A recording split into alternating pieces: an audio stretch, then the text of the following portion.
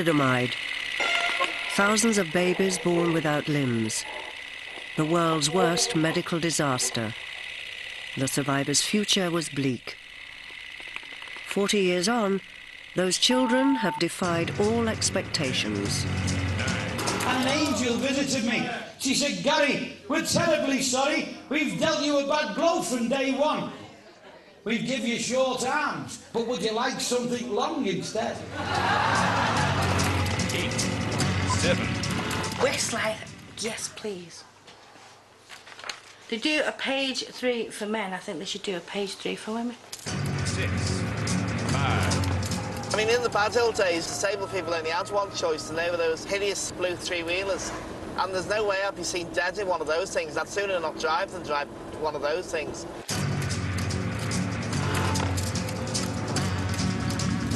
4, 3, 2. The year was 1960. There was a man in space for the first time.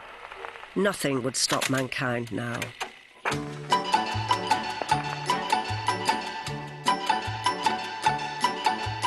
Heartbeat, why do you miss when my baby kisses me? 15 years after the end of the Second World War, Britain was enjoying a new sense of optimism in a brave new world. Libbity skip, I know that new love thrills me. Science was on a roll, and killer diseases like polio and TB were things of the past. Why do you miss when my baby kisses? The new National Health Service meant medical care from the cradle to the grave for everyone. There was a pill for every ill.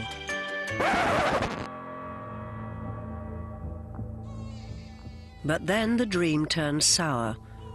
Across the developed world, thousands of babies were born without arms and legs.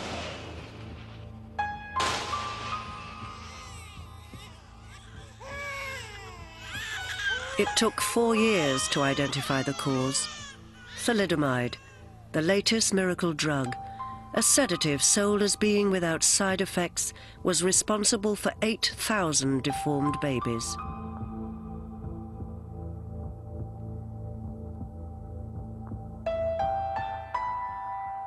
Eight months before Kevin Donnellan was born, his mother took 2 thalidomide tablets prescribed by her doctor for morning sickness. Kevin was born in November 1961. Today, he's on his way from his home in Liverpool to check out his new set of wheels. Most thalidomides have proved people wrong. We have been like trailblazers in terms of living independently, in terms of mainstream education, etc.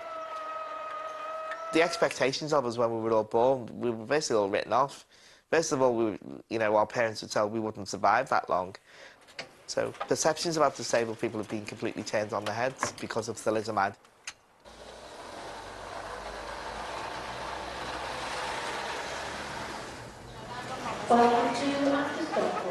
Refill, Bob. Talk to me. What it is? Go across. Good. Come on. Jeanette Cooke's 40th birthday is just a few weeks away.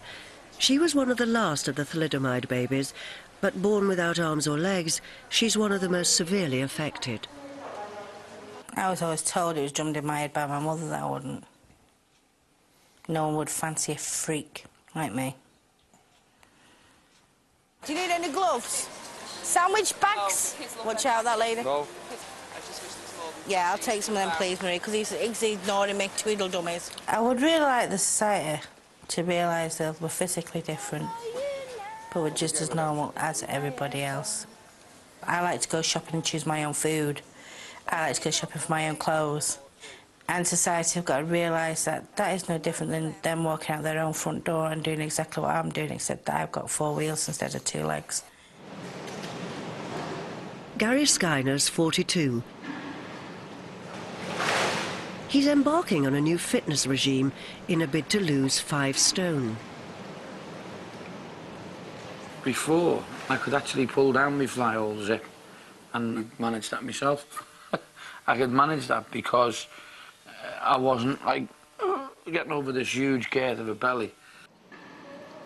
Gary's short arms mean that his lower limbs have taken a lot of extra punishment. He's now in real pain. Because of injuries to the lower limbs, I've stopped being able to be mobile. And that's meant the weight's piled on. And instead of consciously saying, well, OK, you can't exercise, but you're going to have to watch your diet, instead of that, I've gone on like 6 and 7 month binges.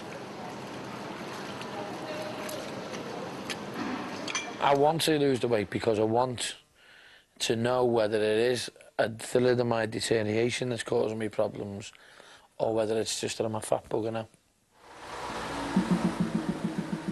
Kevin's current van is 10 years old. He's on his way to get measured up for a new one.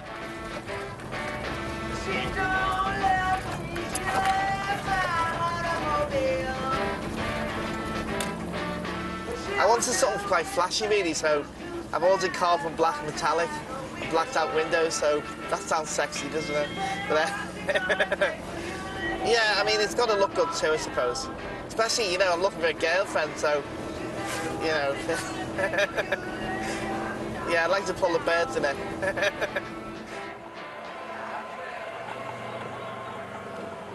When I was a kid, I used to drive a little tiny battery car.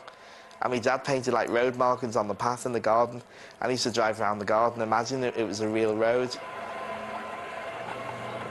My mother said, you'll never be able to drive.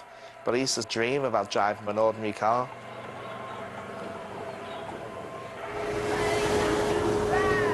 I'm going to overtake this geezer, he's too slow. I used to get pulled up by the police all the time for speeding.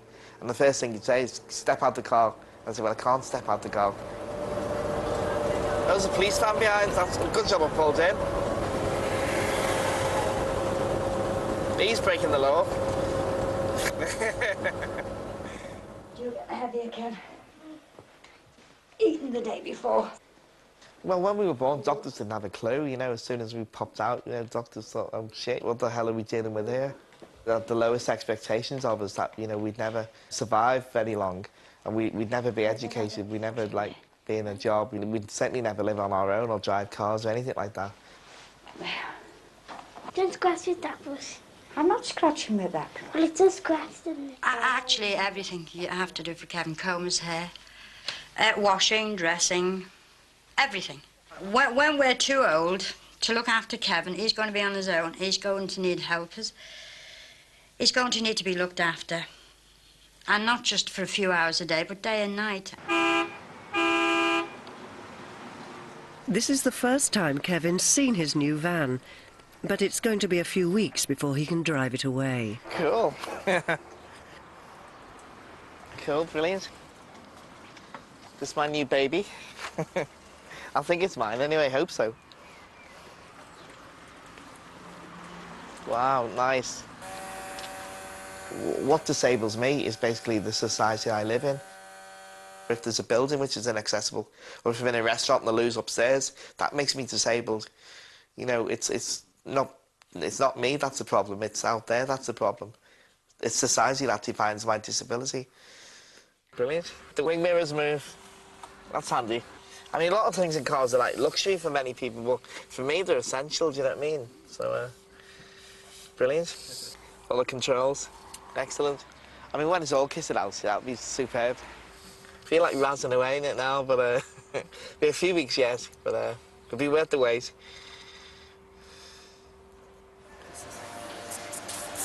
Oh, don't scream at me, Jock. I'll take the... I don't know which one I'll take now. I'll take the green one, please. One green one? Yeah. It was lust at first sight, not love. It was pure lust. I just wanted to get in my bed and that was it. And I asked him. Well, you want my bed bet on that too? I said, yeah, all right. But I said, you go to the chemist and get the condoms. You didn't think I would, did you? Oh, but she did. You thought I wouldn't do it. I said, all right, then what time do you want? Told me what time you want. I went, right, OK. Back in 5 minutes, went to local shop and gone. Came back. No excuses then, will there? Hey, but you can't escape my love. you want any pastes? Jeanette was 23 when she met Bob in a residential centre for the young disabled in Manchester. He'd become very depressed after a flare-up of his multiple sclerosis. Go down here. She came in the place all happy, smiling, cheerful. And I thought, well, if she can be like that, the way she is, you know, basically, what have I got to worry about? Because she's never let any bit of life phase her. Won't go that far. Oh, you haven't? Still won't go that far, mate. You haven't? If you say so. Anything that's happened, you always try to get through it. Well, there is always a way around of every situation. Yeah, what's my motto? If you can't go over it, if you can't go round it, just go through it. No one ever believed that Jeanette would be able to do anything for herself, let alone drive a vehicle. But today, she's on her way to see a specialist who might be able to change that. If it doesn't say the M42, we're going to have to get off. If you get lost, I'm going to slap your head in later. I'm going to go for an assessment to see if I can drive a van so that I don't have to rely on him all the time. Because now he's getting older, he's 53, and his MS is playing him up. It's possible for other thalidomiders to do it, because there's commentary sign on them, right? Because I can't see it. In a word, no, you've gone past it. Right now, do you believe me? Get off and turn round.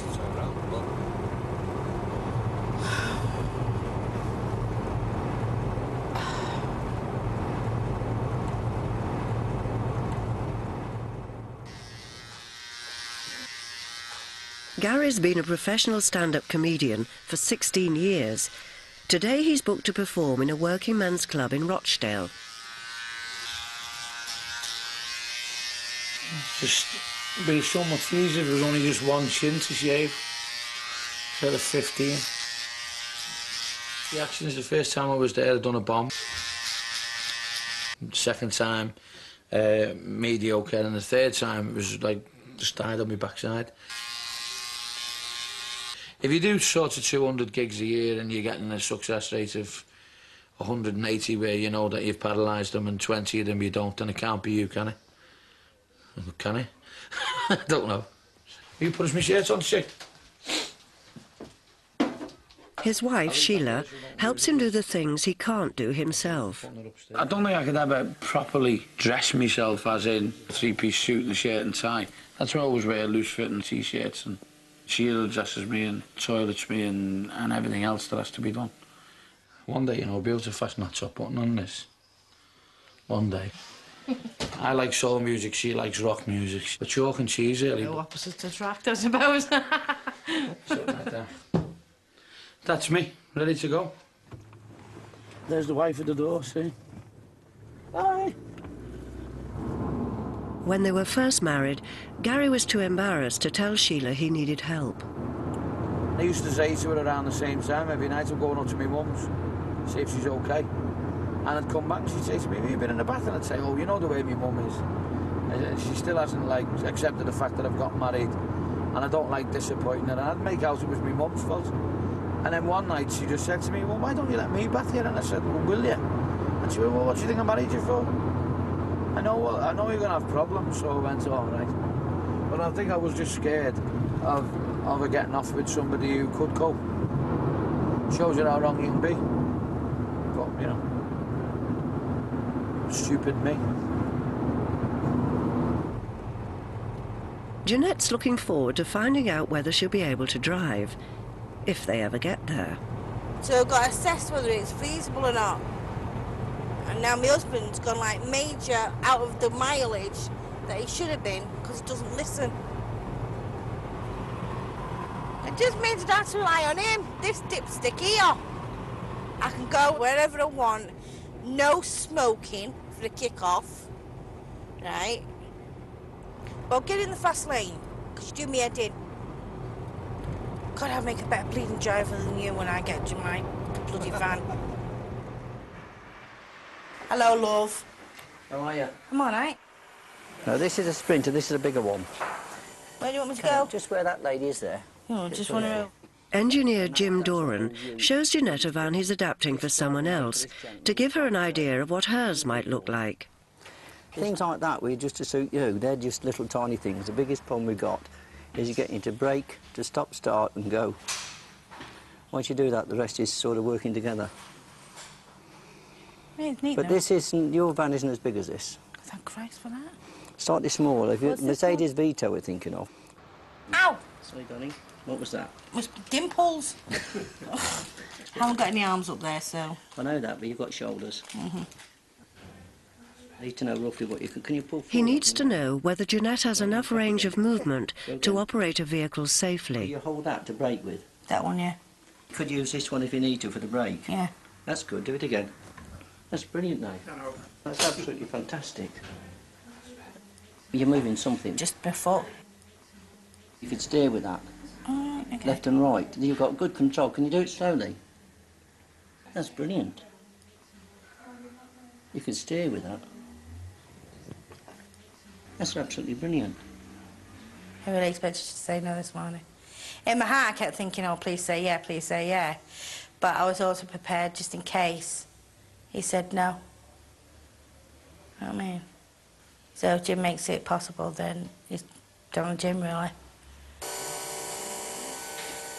For Jeanette and other thalidomiders, adapting is nothing new. Society defines disability as somehow negative, you know, and that you're not a whole person or you know, you're not valued. I mean, I had one, like, religious nutter, basically. He had his hands on my head and he was praying and he said, you know, if I accept the Lord, I'd grow arms and legs. And I told him to piss off. I mean, can you imagine it? If I suddenly grew arms and legs, I wouldn't be able to leave the front door because I'd be a total freak.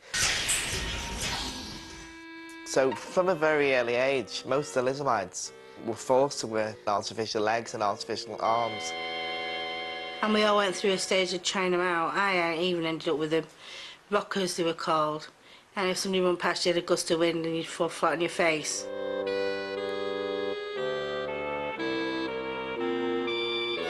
This is the last pair I got, and they were really scary.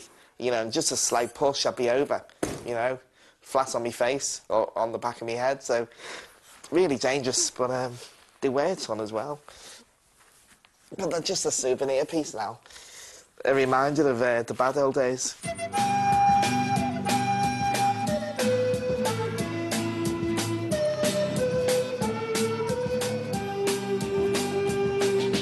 I'm the urban spaceman, baby, I've got speed. Walking in them across the wooden floor, his head, you know, thump, thump, thump, because they were that heavy. But also, because of the way they were designed, the big iron frames, the hips on me were, like, massive, you know what I mean? They looked totally ridiculous, not normal at all. But I felt more disabled in the bloody thing. I don't need pleasure, I don't feel pain. If you were to knock me down, I'd just get up again. I'm the urban spaceman, baby, here comes the twist. I don't exist.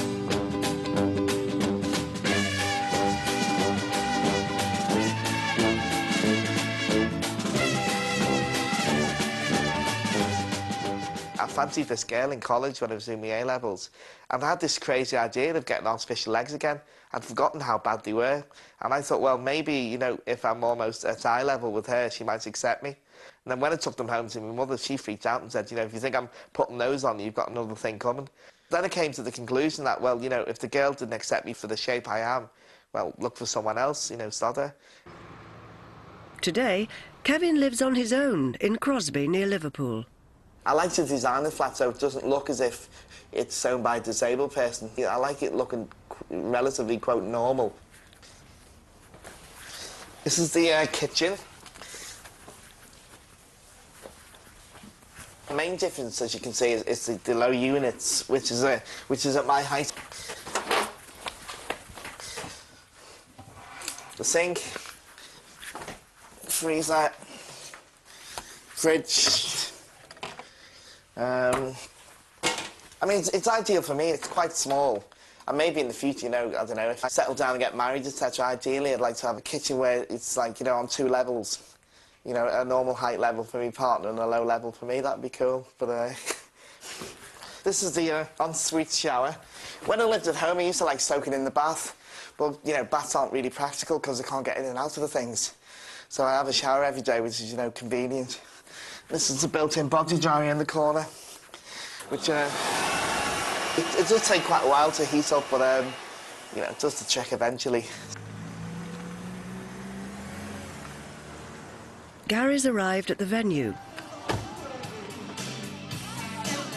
It's going to be a long night, without anyone to help him if he needs the toilet. I hang on to it. I hang on to me bladder and to me bowel. If I'm on my own, which is more often than not. I'm very limited in what I can drink. I might have the odd glass of Diet Coke or something like that. I'll drink half of it and leave half when I've come off stage. Because if I ever have gone to a situation where I've gone for a pee when I've got there and I've been on my own and I've managed to pull my pants down by kicking the legs down, and I've ever collared somebody and said, excuse me, like, I've had problem pulling these up. It's not that they don't want to help. They think I'm taking the piss, that I'm going to pick them out later on in my act and say, oh, he was so gentle with me before in the toilet. Let's put your hands together for Gary Skyner! Thank you very much. There's nothing like a good introduction, and that was nothing like a good introduction. This is the weight of the loo. This is called the closet mat. It washes and dries your bum at the touch of a button. Before I had this, my mother would have to wipe my bum, etc., but, you know, I would never, ever allow anyone to do that to me now, do you know what I mean, in terms of dignity. Mechanics wouldn't be very good to me, I don't think. It's easier if somebody else has done it. I would never trust a machine. I'd only trust certain people. I mean, I would never, like, walk into, like, Trust House 40 and say, excuse me, pal, could you just wipe my arse for me? You know. Well, first, I must apologise for my late arrival tonight, but it's a bastard of a job throwing a lift from Liverpool like this. But I know you think I'm taking a piss, but I can play a little bit of golf. Well, let's face it, I've got a bloody good handicap. The minute I walk out on stage, I try and put myself in Joe Public's place. And I want them to realise that I'm an headbanger and I can live with my disability. I want them to laugh with me at it. Because they must sit there and think, how does he wipe his backside? And this fella said to me, don't you ever think of your disability as a disaster? I said, no, do it. I said, because I'm not disabled. I said, you can. I said, at Christmas, Toys R Us, Marks and Spencer's, B&Q, IKEA, you've got to walk miles. I can park right by the door, out and back. I said,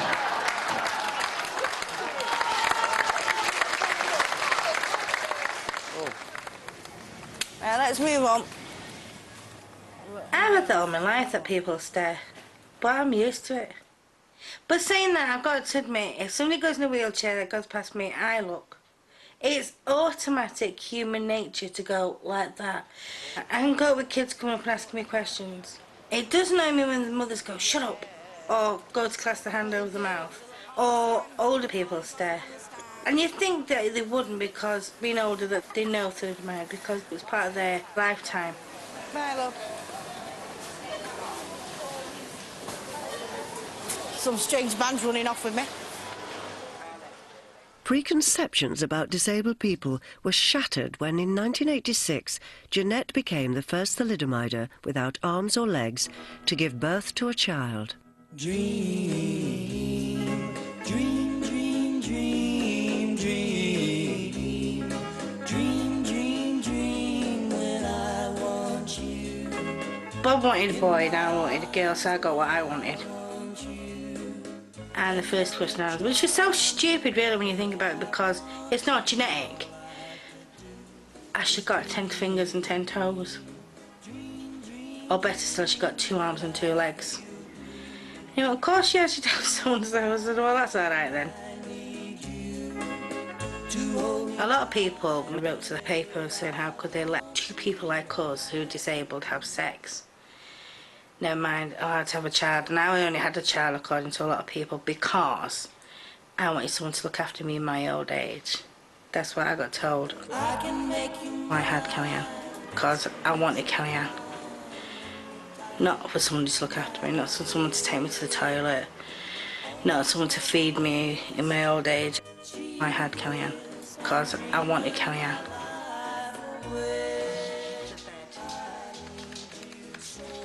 My family are normal. We are normal, but just different. Like I told Karen when she was born, they don't need arms to love somebody. It's what's inside that counts, not what's on the outside.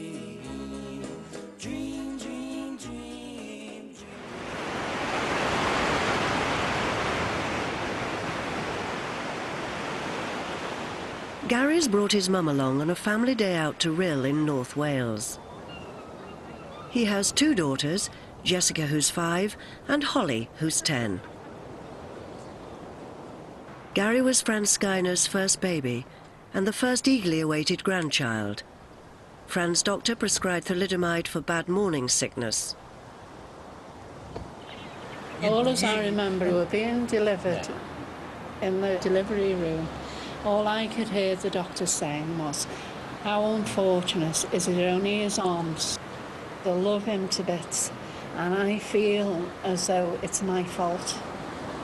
You know, Well, I know that, but it isn't. I'd give the world, Vanessa, for him to be perfect. This woman goes to bed virtually every night of the week, I would imagine, and cries herself to sleep. And we don't find that, we don't see that, she doesn't tell you. And it's all because she thinks it's her fault that she took that drug. And it's not her fault. I can't do no more. No, you've done everything and more than what you needed to do. You've been a decent mother and you've brought us up the right way. And I don't believe that him up there will take you...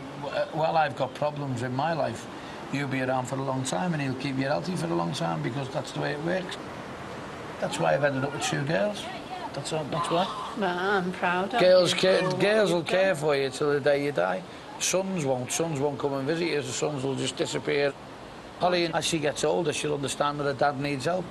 And they'll take over a lot of the role that Sheila does. But the idea of being looked after by members of the family forevermore was a horrible idea. When I grow up to be a man, will I dig the same things that turned me on as a kid? Will I look back and... I mean, I didn't leave home till I was 22, but my mother treated me as if I was 12. But she still thinks I'm probably 12 now. I'm sure she thinks I'm still a virgin, as, you know, and all the rest of it. But, Will I grow up to be a man? But my mother's a bit of a paradox, really, because on the one level, she's glad I'm totally independent. But on the other hand, when I was living with her, I was so closeted and wrapped in cotton wool.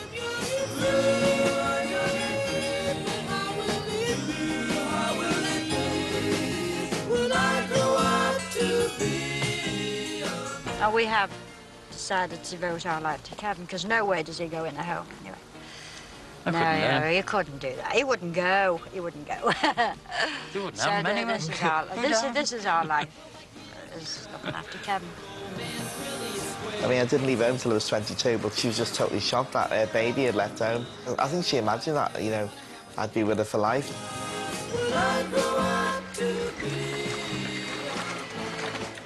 Hey, baby. Not ours. Mother! Hello? He shouts because he can't ring the bell, and I come out, right? Oh, God. And it isn't tomorrow's world. We have no gadgets like they have on tomorrow's world, nothing at all like that. Right, now, why? When I left home, I was extremely immature for my age. Everything I had to learn from scratch. It was just one big adventure. It was like, it was exciting. Yeah, that'll do. That's it.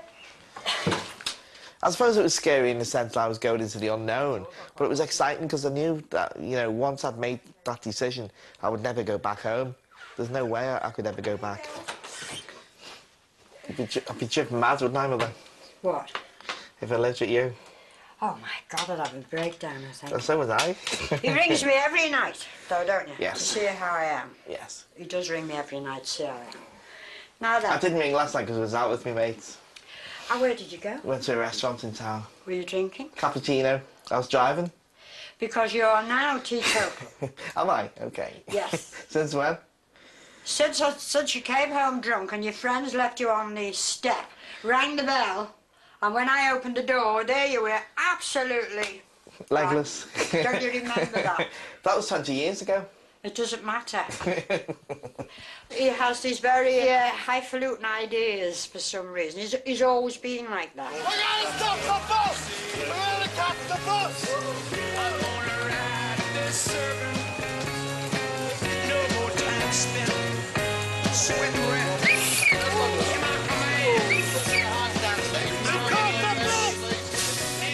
I mean, I threw myself into like revolutionary politics and all the things that I knew that would, you know, piss me mother off, really. I mean, that was partly why I did it. Although I believed in socialism and all the rest of it, but I think somewhere in the back of my mind it was rebellion against my parents as well. If you stop cutting that fence, then I will have to arrest you for criminal damage to the fence. So he's tried them all the politics and all the religions. I think he's... Where are you now? Nothing, I'm just me. I'm just... I tell him off and he tells me off, you know, but we love each other, really. Just embarrassing now. Oh, God. No, you're not bad, Mother. I wouldn't swap you. Kevin was born by caesarean section in November 1961. He was just one of around 800 deformed babies born in the UK. 3 days later, thalidomide was finally identified as the culprit. Completely unaware, Agnes was made to wait 2 days for any news of her newborn son. At last, at midnight, a nurse came to her bedside. I said, OK, well, you for God's sake tell me the truth. Is Kevin dead? Because I said his name was Kevin. She said, no, he isn't. She said, he's got a lovely face, beautiful blue eyes, she said, and he's healthy. She said, but he's very small. I said, what way? She said, well, he's very tiny. I thought she meant he was a midget. So I said, in what way is he small? She said, well, he's perfectly formed in his face. Beautiful, pretty face. She said, but you see, he's got these very small arms and legs. When I went down, he was in his cot, wrapped in a blanket and a bottle of milk put by his side. And just these big blue eyes just penetrating right through me. So he says, now what are we going to do? I can always remember that day. Always it sticks in my mind. That I was in that nursery for a long, long time. It was longer than 2 hours. Nobody came near me. I'd fed him, I'd nursed him, talked to him, tried to figure out what on earth I'm going to do. And so I could have done anything. There was no buzzers or anything around. So I had to sit there till someone rescued me. And I suspect, going back all them years ago, it had been quite easy to pick up that pillow and put it on his face. I had to got away with it. But then things began to get doubtful in my brain. It is only a theory, but I honestly always thought of that. Is that what they had in mind? For me to do something? Because they did say, go home and leave him, because you'll never rear him up, you'd never be able to cope with him. I said, I will look after him.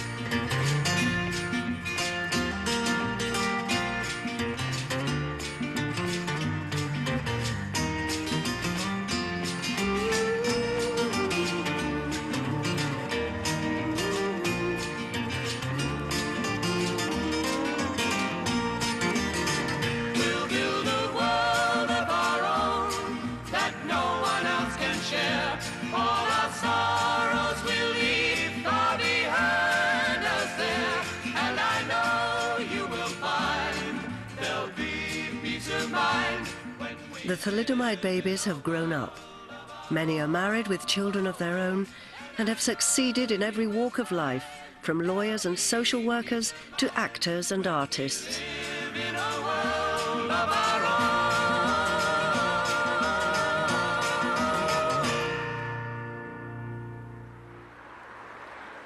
Because we share the same label, there's an assumption that we're all the same, or we tend to be categorised as the thalidomide generation. And I don't consider myself as someone special, do you know what I mean? And the fact you're here today filming me is to me, I find it quite bemusing, because, like, why? Because I'm just an ordinary bloke who just, you know, who doesn't lead a particularly interesting life. Put it to the back now. I've got to find the playing thing. Most of the 456 surviving British thalidomide babies have now reached 40. Now it's Jeanette's turn. It's her party tomorrow. She knows I'm doing something at the party, but she doesn't know what it is, or she does know what it is, but she's not happy about it.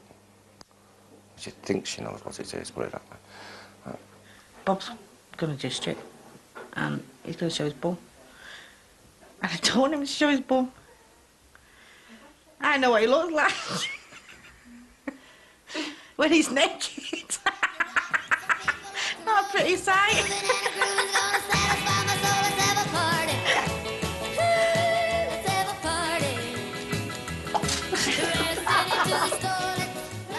No, it's my party tomorrow, which I planned for 2 years, because I'm 40. Jeanette thinks, look, we're going to do a strip. A full Monty, basically. Both my daughter and myself are going to sing separate songs. This is one time, well, I've even got one over on her.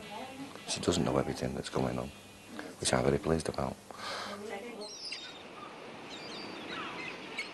42 years ago, Gary was one of the first thalidomide babies born in the northwest of England. You are a pain in the neck sometimes. Okay. She wants things doing right away. Your command, my command. Yeah, but you've got to understand, and Sheila's got to understand, that it's very frustrating when your mind works at like 6 times the mind of you people, because I'm like whizzing away and I'm doing 6 or 7 different things in my head, and physically I can't do them, but I give the commands out, and if nobody responds to them commands quick enough, then I get frustrated. Yeah, but people are disabled and they can do a lot more for themselves, and I know that. I can do a lot more than I do for myself now, I suppose, but at the same time, you can't do 3 jobs and be expected to run the home as well. And that's where your partner comes in. You respond to me like a mother responds to a child. Sheila doesn't. Sheila takes her time and just says, well, you're just an arrogant, angry husband who I'm going to deal with you when I feel like it. And that's not good enough for me. That's why me and Sheila are always at loggerheads. And he does definitely show his backside tomorrow, I'll just say that. Don't you think he might be just winding you up? Oh, I hope so. To God, please. He's 53 and he's got a wrinkly bum. And you love. We're going to go to boogie. I tell you what I do find hard. All disabilities must go through this. Where does your carer stop becoming a carer and become your lover or your husband or whatever? That I find hard. Do you know what I mean? And I'm sure he must do. Even though he's never said it. Because since we met, it's something I've always done anyway, so it doesn't... Never worries me. I'm ready for my bed now, my party. Everything I've ever had to have done from start to now has always been at the other person's beck and call, you know what I mean? And like, I mean, it's a bit embarrassing to just sort of somebody to the toilet, got to do something personal from on the loo. Then the next breath you're getting into bed with each other. It's a bit... Okay. You need to have a wee. Just make sure you keep an eye on you. You've got to be a special person to love somebody like me. You have. Sheila, I mean, how she puts it with me, I don't know. She deserves a medal, really. But there's not many birds who take on the role that she's took on. What did he say? Because I might dive in the ladies, would you? He said it's 20p, isn't it? Have you not changed it? Not going to change, no. All right. Is there any gents in there? Don't know. Stay there, Chick. I'll check it out. Hello? Hello?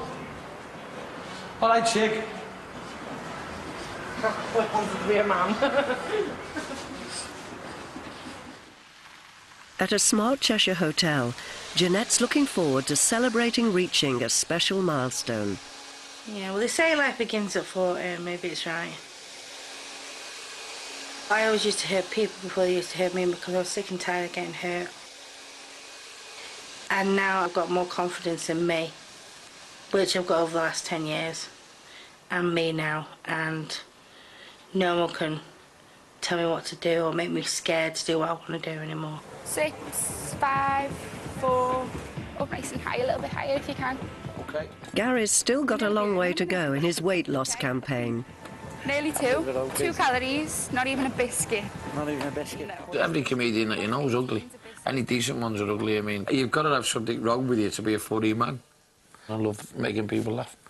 And I think I'd lose some of that edge if I did get too, which is highly impossible, too good looking.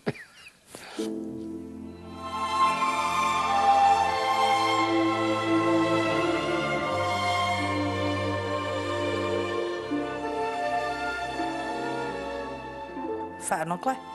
Image-wise, that's what I see myself as. Someone who's a blob. Fat and ugly. I really do. The only good thing about me is my hair.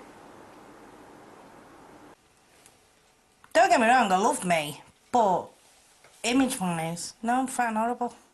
Maybe that's how she sees herself, but I don't. It's, as I said before, beauty's only skin deep anyway. I look further inside than just a visual thing, so.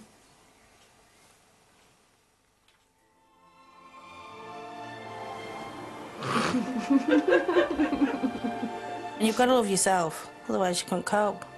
I like myself, that's the difference. I don't love myself, I like myself.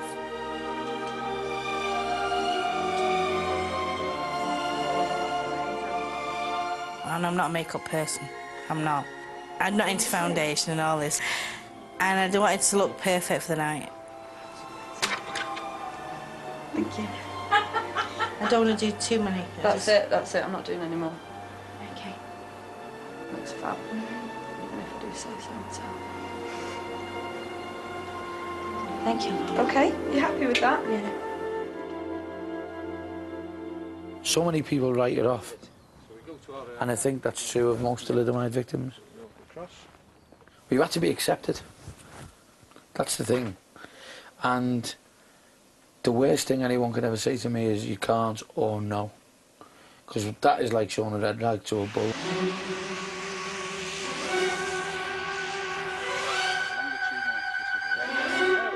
Gary's taken on a new challenge. He's decided to learn to fly. Everyone finds their own way and mode of getting in, yeah? Yeah. I've got long legs, so I have a problem climbing in. I've got a fat belly, so... OK, you've got fat.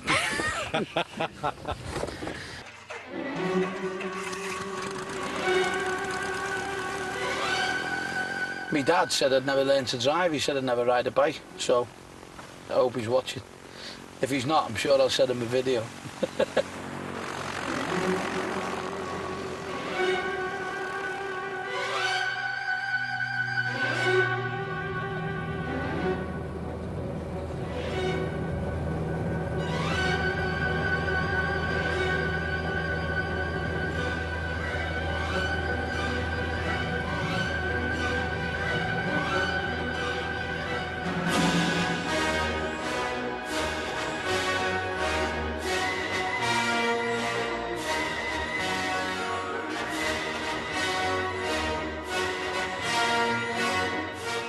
I genuinely believe that if you look through my life, there's nothing I've ever done, nothing I've took on that has not come off. That everything I go in for, I'm determined to get to be the best. You don't tell Gary no. If I want it, I'll go and get it. If I don't, I'll die in the effort.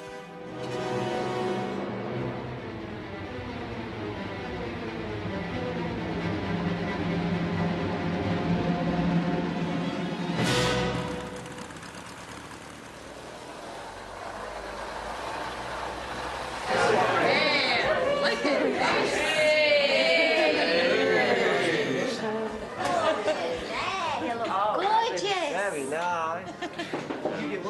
Are you ready to party, guys?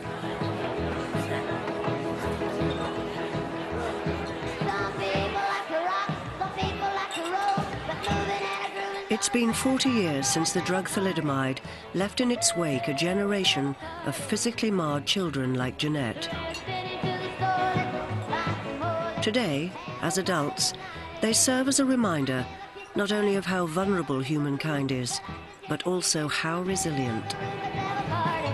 Thalidomide is no different than any other disability. It was just unique because we were man-made this way. It wasn't genetic, it was man-made. Unfortunately, in the 60s, we made history. In the wrong way, but we made history. A lot of people nowadays don't even know what thalidomide is, because once history's gone, it's gone. But just because it was a tragedy in the 1960s doesn't mean you have to act like it's a tragedy for the rest of your life.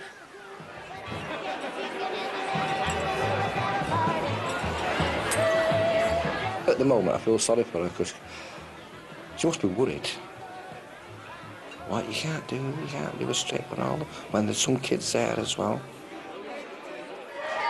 But before Bob takes to the stage, Kellyanne has a special surprise for her mum. And I know when I mention Kellyanne's song, I'm going to get emotional. Because the song Kellyanne's going to sing is by the Backstreet Boys, and it's called Mum, You Always Were My Perfect Fan. There you go.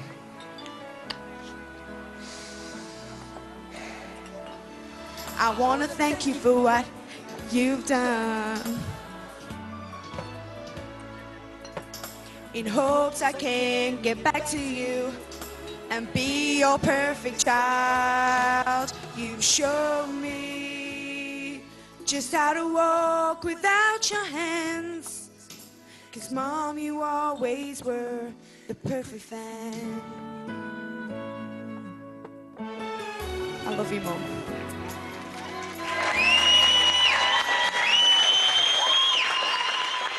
We ask for Bob to come to the stage, please.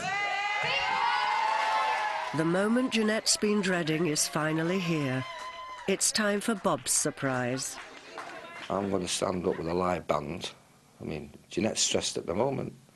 I'm the one that should be stressed. I've never sang with a live band in my life. Now there's nothing like a real good friend to tell your troubles to. But there's just so much a real good friend can do. 'Cause it takes I know she likes the song. And it's something sort of personal from me to her. if you got love, you got what it takes. If you got love, you can move a mountain a little bit further down the line. You can do it all at once, or one rock at a time. I'm happy with the way I am. I'm happy with the daughter I've got, proud of the husband that I'm married to, and I'm happy with my life. You can do it if you've got love in your heart.